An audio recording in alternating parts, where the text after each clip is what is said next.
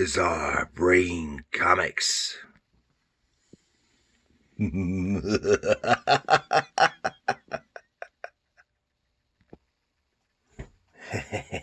Hello, my comic book friends, and welcome to Bizarre Brain Comics. This is where I like to take a look at some older comics, talk a little bit about the characters and creators, and examine the stories and the art. And in keeping with the Halloween October spooky month, we're going to take a look at this book, The Vault of Doomnation, number 1, from 1986, from B-Movie Comics. Now, to my knowledge, this is the only issue of this title ever produced. I've never seen any others. This particular copy is kind of water damaged, and actually kind of makes it look cooler and more in keeping with the spookiness.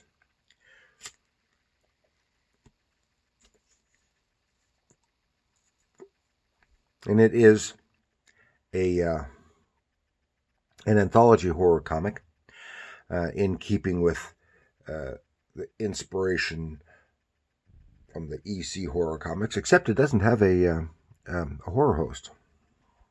No horror host. And it Vault of Doomnation is a product of B-Movie Comics. And B-Movie Comics was a short-lived publisher with a small group of creators. And they published just a few titles with a very retro feel. There's so few titles, I don't think I've ever seen anything other than number ones. They had this one in here on the back.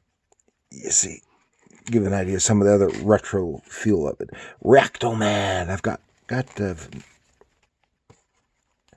that's very, very retro. And I've got, or at least I had, that Reactoman and a couple others. And I've never seen anything other than number ones. And I think they had a few number one issues of some titles and then folded. And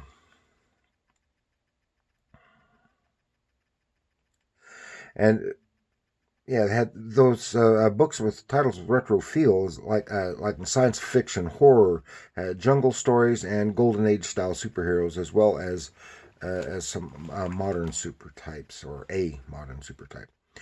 And it drew on the types of stories and characters from the old style movie serials, like from etc., like from the 30s. Here in this Vault of Doomnation, as various artists and writers, and in this 4 stories, and I think 3 of the stories were written and drawn by the same person. So, and then the 4th one had a separate writer. And these creators are Mark, and I think he's one of the main editors and stuff. Well, they have to be, really. So small. It's Mark Panicia, I think is how you pronounce it. And then Ken, this is a heck of a name. It sounds Polish. Ken Holowowski. Scott Barker, with Brian Augustine and Paul Frick. And we'll take a little look at a couple of the stories here.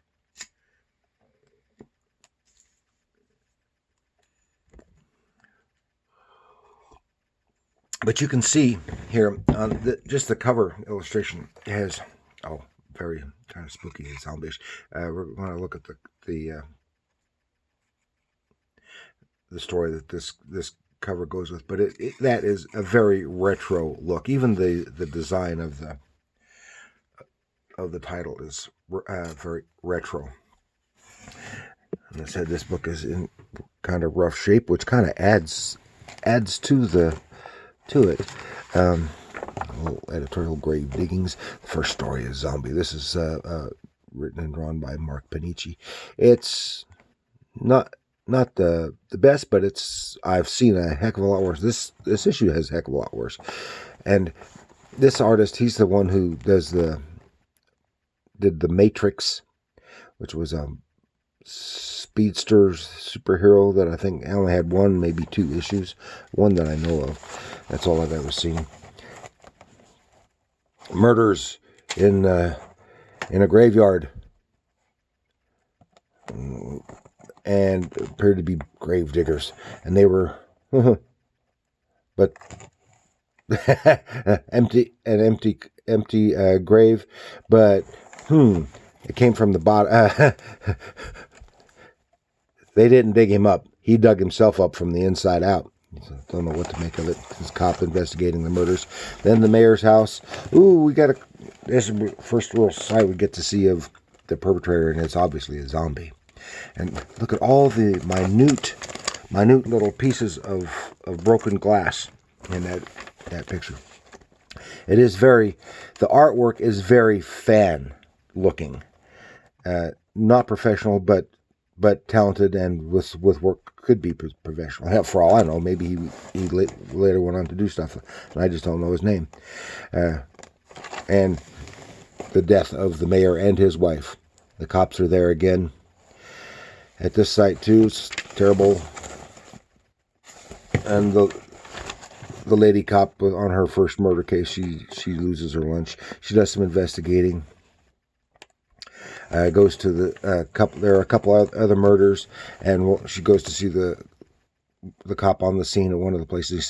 He claims he saw the murderer before he got out of there, out of this other. And they see that it was like a DA, I think it was, and she notices the ring on the DA's corpse. And she does some investigating. She goes talk to the commissioner and tells her all about this secrets. One little thing in the writing is that the writer did not realize that the word cult and occult are different words, and he was using occult in place of cult. And I've known other people like that didn't know the difference. And some kind of cult, and it turns out that the commissioner is in on it. He's got, and you can see it's a real nice drawing here of the hand holding that gun, and the gun is decent too, and it's got the same kind of ring on it. And the zombie breaks in and kills the commissioner too, because he was used as it turns out, he was a human sacrifice for this cult after his own parents, who were somebody, were killed investigating the cult. So, and he goes and he sees the zombie collapses at the graves of his parents. Then Valentine's Day. Different. It's about here's this old lady, and she's being proposed marriage to by the fellow who has been seeing her lately, who is much, much younger, but she is rich, a rich old spinster. And it happens to be on Valentine's Day. He proposes, and they get married that very same day. But he's just after her money, yada, yada, yada. Talks about, in his flashbacks, his actual lady friend. But he just hates, she's such a nagging, does your heart belong to me? Yes. Tell me, Nick, does your heart belong only to me? Yes, your heart only belongs to me. And this, even the style of car, even because it doesn't say what year or anything that's supposed to take place, but see the style of car, this is like 30s or 40s era. And he gets his girlfriend. This is like about a year later. Goes to the house because they've decided they're going to kill her.